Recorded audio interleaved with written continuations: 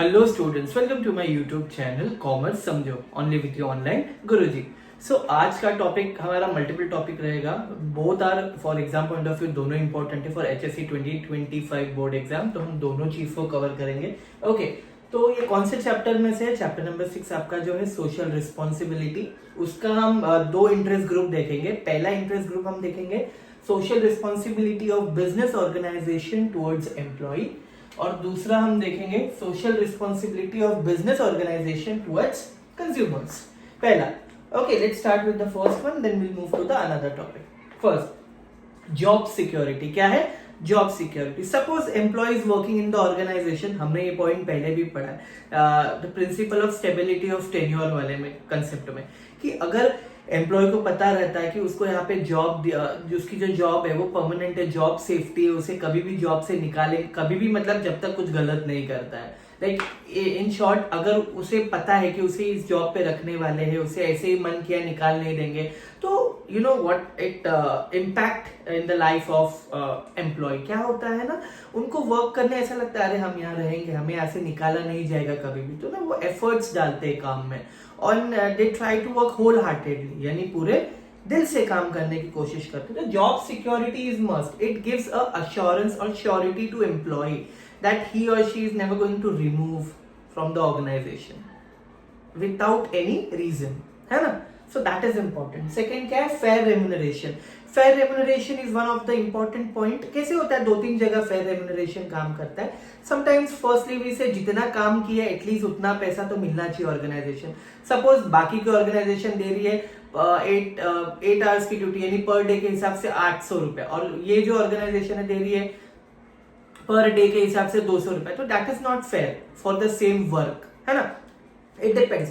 Secondly ऐसा भी होता है कभी कभी, मैं अभी वर्क कर रहा हूं, तो सपोज करो मुझे 20,000 पेमेंट पे, एंड सडनली एक नया पर्सन मेरे साथ वर्क करने आ रहा है और उसको 40,000 पेमेंट पे। No, I should also get the raise, मेरी भी पेमेंट बढ़नी चाहिए। That is not fair, because मैं अभी कब से हूं, मेरी उतनी ही है सैलरी, और इंस्टेड नया जो बंदा आया उसकी सैलरी को आपने इंक्रीज कर दिया, तो that is again not fair, है ना?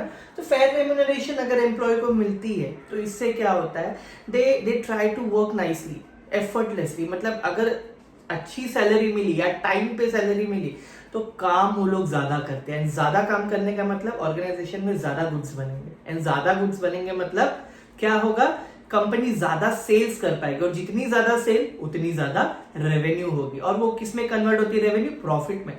और इन शॉर्ट कंपनी का प्रॉफिट होगा तो बेनिफिट किसको होगा? कंपनी के अंदर के एम्प्लॉइज को। Very good. So fair remuneration is one of the important point.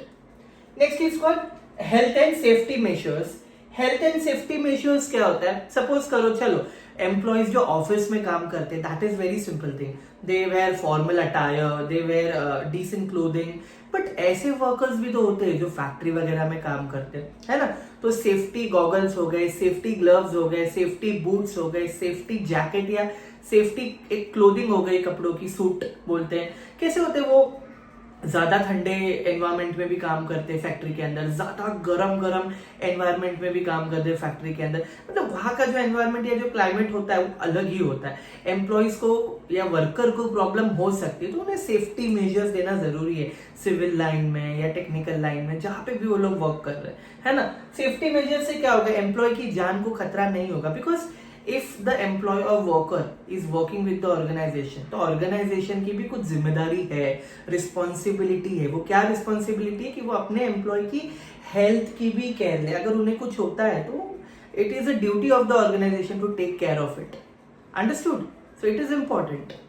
Next is what? Good working condition. Good working condition is also important point. मतलब कैसे होता है? देखो, मेल एम्प्लॉय वर्क कर रहे हैं, फीमेल एम्प्लॉय वर्क कर रहे हैं, तो जैसा घर होता है वैसे ही तो ऑफिस होगा। एक ऑफिस में क्या क्या बेसिक चीजें होनी चाहिए? पानी पीने के लिए ऑब्वियसली एक प्रॉपर प्यूरिफायर या जगह या मटका, जो भी बोल लो, होना चाहिए। सेकेंडली वेंटिलेशन, यानी जहाँ से हवा आ रही है या नेचुरल हवा आ रही है, या खिड़की हो, कुछ हो, है ना? थर्ड थिंग ऐसा हो सकता है प्रॉपर मेल एंड फीमेल के लिए अच्छे वॉशरूम हो।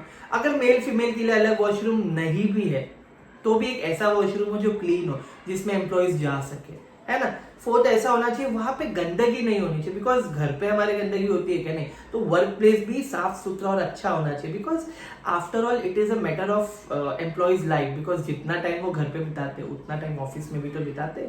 सो it is a responsibility of the organisation और employer to take care of it, है ना।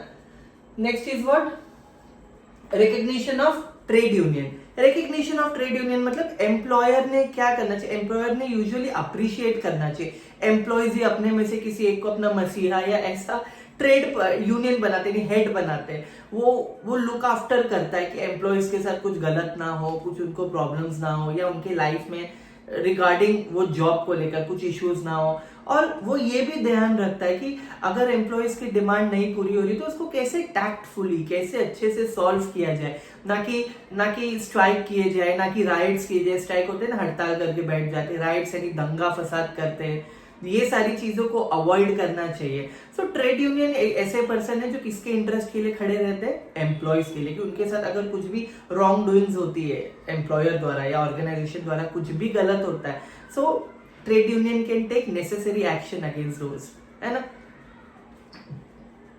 Next is education and training. Suppose कोई एम्प्लॉय वर्क कर रहा है किसी ऑर्गेनाइजेशन में, तो टाइम टू टाइम ना एजुकेट होता रहता है। एजुकेट यानी कुछ ना कुछ नया सीखते ही रहता है, बिकॉज ऑब्वियसली आप इस कंपनी में जाओगे, यहाँ का सॉफ्टवेयर अलग है, ऐसे वर्क करना है। उस कंपनी में जाओगे, सॉफ्टवेयर अलग होगा, वहां पे अलग तरीके से वर्क करना है ना।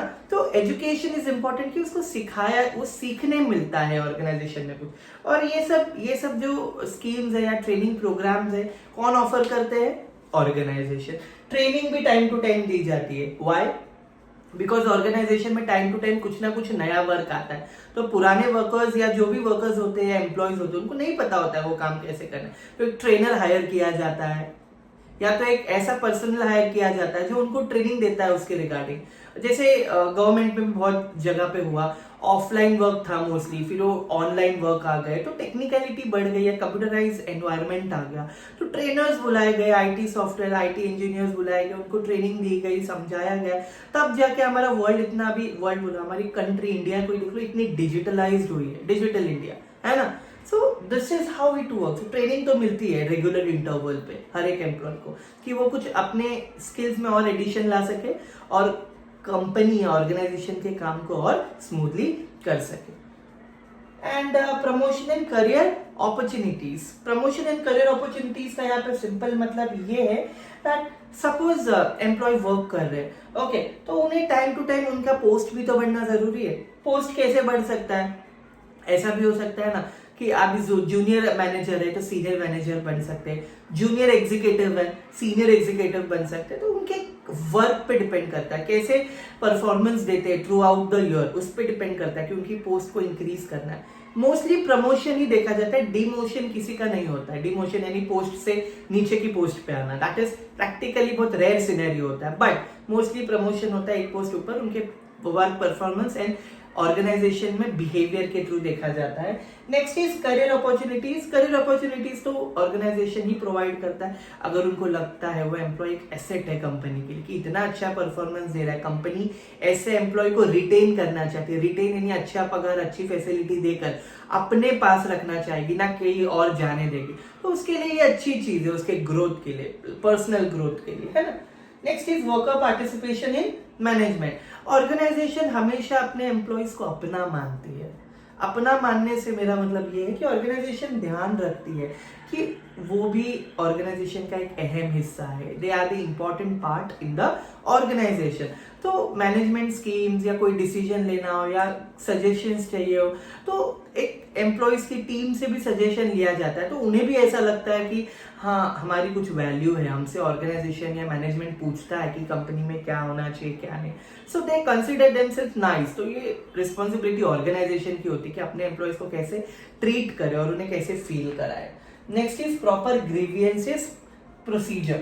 मतलब बहुत सिंपल बात है, ऐसा होता है ना कि ऑर्गेनाइजेशन में एम्प्लॉय के साथ छेड़छाड़ हो रही हो, मेल फीमेल कोई भी हो सकता है, सेक्सुअल हरासमेंट हो सकती है या कुछ भी हो सकता है, तो इससे रिलेटेड ऑर्गेनाइजेशन ने नेसेसरी करेक्टिव एक्शंस लेने चाहिए कि उनके साथ अगर कुछ भी गलत हो रहा है तो उसके लिए एक्शन लेकर उसे ठीक करना चाहिए। तो ये this is how it works. उनकी कंप्लेंट बहुत कुछ हो सकती है, कोई उन्हें चिढ़ा रहा है, कोई मार रहा है, कोई कुछ गलत बोल रहा है, अब्यूसिव लैंग्वेज में कोई काम का ज्यादा प्रेशर डाल रहा है, कुछ भी उनकी प्रॉब्लम हो। समटाइम्स ऐसा होता है कि ऑर्गेनाइजेशन पर्सनल मैटर्स भी एंटरटेन करते हैं, कि घर में अगर बीवी से झगड़ा हो रहा है या भाई बहन या फैमिली से नहीं बन रही, एंटरटेन करते हैं बिकॉज अगर वो एम्प्लॉय अच्छा हो तो, है ना, क्योंकि मेंटल स्ट्रेस हो तो कोई एम्प्लॉय अच्छे से काम नहीं कर पाता है। Next is miscellaneous. मिसलिनियस मतलब other.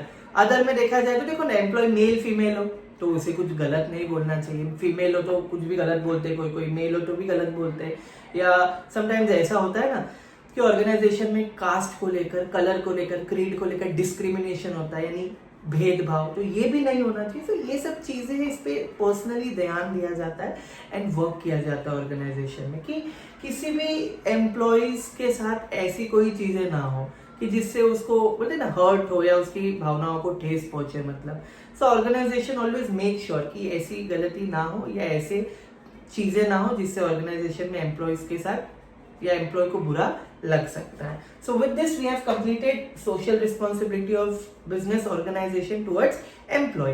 Now we will talk about responsibility towards consumer. पहला पॉइंट है गुड क्वालिटी प्रोडक्ट। ऑब्वियसली हम इतना अच्छा पैसा देते हैं तो हमें प्रोडक्ट भी कैसा मिलना चाहिए, बोलो ना, अच्छा। फालतू प्रोडक्ट के लिए थोड़ी हम पैसा देंगे। अच्छा प्रोडक्ट से मेरा मतलब है उसमें अच्छे इंग्रेडिएंट यूज हुए हो, है ना। क्वालिटी प्रोडक्ट का मतलब सिंपल इकोनॉमिक के हिसाब से भी होता है, जैसा पैसा वैसा माल। So obviously if I am paying 200 तो मुझे क्वालिटी भी वैसी मिलनी चाहिए, इफ आई एम पेइंग 2000 तो मुझे क्वालिटी भी उतनी सुपीरियर मिलनी चाहिए, है ना। तो it depends upon that. Next is fair price. Fair price से मतलब सस्ता नहीं होता है। फेयर प्राइस सिंपली मीन्स ना ज्यादा ना कम, एक रीजनेबल प्राइस या नॉमिनल अमाउंट। सिंपल मीनिंग अगर मैं इसको आपका बता दूं तो ऐसा होता है ना, ऑर्गेनाइजेशन में मेरे सारे कॉम्पिटिटर्स इस मार्कर के लिए 50 रुपए चार्ज करे फॉर एग्जाम्पल, और मैं 100 रुपए चार्ज कर रहा हूं, तो आई एम प्राइसिंग और I am making a price cut throat, यानी ऐसी कीमत में मैं बेच रहा हूं जो मार्केट में है ही नहीं। So this is not nice, है ना, ये एथिकल नहीं है, अनएथिकल हो गया। सो सिमिलरली ऐसा होता है ना कि फेयर प्राइस का मतलब ऐसे प्राइस में बेचो जो मार्केट में चल रही हो और उस प्रोडक्ट के लिए वो सही प्राइस हो, है ना। पता चला वो प्रोडक्ट के हिसाब से वो प्राइस है ही नहीं और हम बेच रहे हैं, तो कस्टमर के साथ एक गलत हो सकता है, because at the end customers को प्रोडक्ट खरीदना पड़ता है। तो fair price means charging a nominal price as per the quality and quantity of the product, है ना। Next is what, customer safety. अभी हम पैसा देते हैं, पैसे से तो किसी का बिगड़ेगा नहीं, पैसों से तो सबका अच्छा होगा, बट एम्प्लॉयज बोल रहा हूँ, कंज्यूमर्स जो प्रोडक्ट वगैरह खरीदते हैं उसमें कुछ भी गलत हो सकता है, केमिकल हो सकता है या हार्मफुल इंग्रेडिएंट्स हो सकते हैं, या उसका जो प्रोसेस है जिस वे से वो बना है, इट कैन बी हजार्डस और dangerous to the consumer's health, यानी हमारे हेल्थ को बहुत भारी मात्रा में नुकसान पहुंच सकता है। So it is a top most और utmost priority of the organisation की प्रोडक्ट को कुछ इस तरीके से या जेन्युइन या ऑर्गेनिक इंग्रेडिएंट से बनाओ जिससे ह्यूमन हेल्थ को क्या हो, नुकसान ना पहुंचे, है ना, विच इज इंपॉर्टेंट। पर आज के जमाने में वो देखने नहीं मिलता है हमें।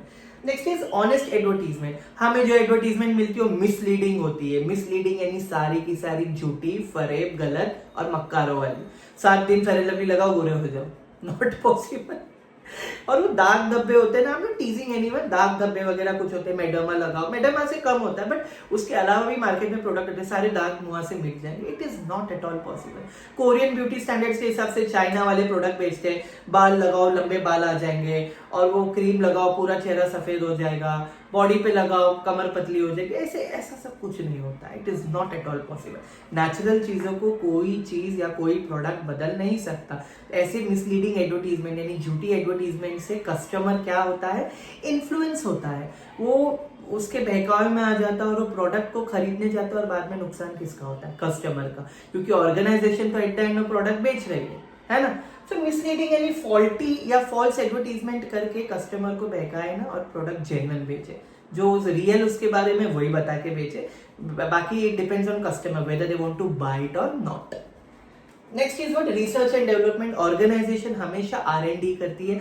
R&D का मतलब होता है हमेशा कुछ ना कुछ प्रोडक्ट में नया लाने का करती है। कोलगेट वगैरह हो गया, है ना, तो उसमें ये वो नीम, पुदीना, हल्दी, हल्दी तो नहीं होती आई नो, बट ऐसे बहुत अलग अलग वे में कोलगेट लाने लगी, कार में अलग अलग मॉडल्स आने लगे, मोबाइल्स में अलग अलग मॉडल आने लगे, कपड़ों में अलग अलग डिजाइन आने, कैसे इन्होंने मार्केट ट्रेंड को पहचाना, कस्टमर की टेस्ट, चॉइस, प्रेफरेंस, हैबिट, ये सबको पहचाना और मार्केट में थॉरो रिसर्च किया कि हमारे कॉम्पिटिटर्स क्या बेच रहे हैं, हम क्या बेच रहे हैं, मार्केट में कस्टमर की क्या डिमांड है, मार्केट में क्या चीज चल रही है, क्या चीज नहीं चल रही है। एक थॉरो एनालिसिस के बाद डिसाइड होता है that they want which product they want to introduce in the market, whether it is new or old, या उसमें मॉडिफिकेशन करके बेचना है। This is how it works.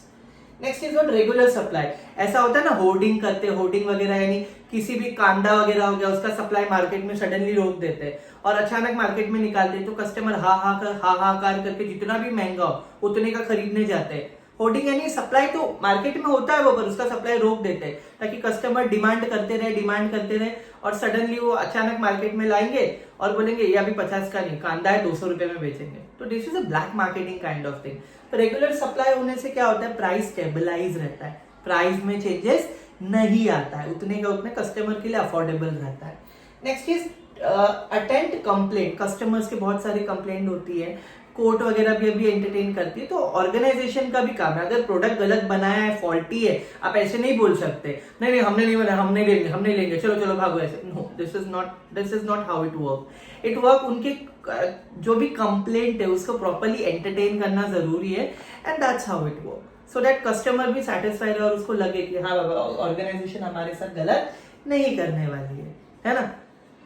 उसके बाद क्या है, अटेंड कंप्लेंट। अटेंड कंप्लेंट का मतलब ये होता है, अभी हमने जस्ट किया, आफ्टर सेल सर्विस हमारा रह गया। आफ्टर सेल सर्विस का यहाँ पे ये मतलब है कि ऑर्गेनाइजेशन में प्रोडक्ट को बेचने तक की नहीं होती, बेचने के बाद की भी होती है। जैसे सपोज मैंने अभी रिसेंटली फ्रिज खरीदा, टीवी खरीदा, या वो जो भी चीजें मैंने खरीदी, तो ऑर्गेनाइजेशन का काम क्या है, उस पर ध्यान देना। क्या काम है ऑर्गेनाइजेशन का, उस पर ध्यान देना दैट जो भी प्रोडक्ट मैंने बनाया है, ओके, उसके बेचने के बाद भी हम कस्टमर से हमारा रिलेशन खत्म नहीं हो जाता। It is our duty. What it is duty, that कि कस्टमर प्रोडक्ट बेचने के बाद भी अगर 1 ईयर की वारंटी में, 2 ईयर की वारंटी में कुछ खराब हो जाए, तो it is a duty of that manufacturer या ऑर्गेनाइजेशन टू रिपेयर और replace that product with the new one, या उसमें जो भी टेक्निकल या जो भी प्रॉब्लम्स आ रहे हैं उसको रेक्टिफाई करके दो। या next is what, training. Training का मतलब यहाँ पे ये है कि एम्प्लॉय, ऑर्गेनाइजेशन की भी एक रिस्पॉन्सिबिलिटी होती है कंज्यूमर्स के लिए ट्रेनिंग प्रोग्राम्स रखने की, जो कि हमारे आजकल देखने नहीं मिलती है, बिकॉज वो इतना खर्चा नहीं करेगी कि एम्प्लॉयज को कस्टमर्स को ट्रेन करे और ट्रेनिंग में ये दिखाए कि आप ये खरीद, एक्सपायरी प्रोडक्ट मत लो, आप प्रोडक्ट का इंग्रेडिएंट चेक करो, प्रोडक्ट की क्वालिटी देखो, क्वांटिटी बराबर है कि नहीं देखो। ये सब जो चैरिटी प्रोग्राम्स है या जो भी ऐसे एनजीओज वगैरह चलाते हैं, ऑर्गेनाइजेशन तो कम करती है और कंज्यूमर को ट्रेनिंग नहीं देती है regarding products. And last but not the least, avoid customer exploitation, यानी कस्टमर के साथ चीटिंग या गलत बंद कर दो। कैसे बंद कर दो, उनके साथ गलती मतलब उन्हें दूध में पानी मिला के बेचना, है ना, ये जो ग्रोसरी आती है, दाल चावल गेहूं, उसमें कंकड़ वगैरह ऐड करके बेचना, और फिर ऐसे हो गए फ्रूट्स को जबरदस्ती राइपन करके पका के बेचना, इंजेक्शंस लगा के, एंड जो भी प्रोडक्ट होते हैं मोस्टली केमिकल डाल के बनाना। ई टाइप केमिकल आता है जो जानवरों के स्किन या जानवरों के किसी सैंपल से बनते हैं। ये सब थ्रू से, ऐसे सब प्रोसेस के थ्रू अगर प्रोडक्ट बनते हैं तो कस्टमर के साथ तो एक बहुत बड़ा वो धोखा ही है ना। एक्सप्लॉइट बहुत अलग अलग तरीके से चीट करना जानते हैं कस्टमर को। अगर चीटिंग रुक गई ना मार्केट में, तो फेयर बिजनेस मार्केट में चल सकता है। ओके, सो विद दिस हमने social responsibility towards employee and social responsibility towards consumer complete कर लिया है। So will end the video here and enjoy. Best of luck for your exam.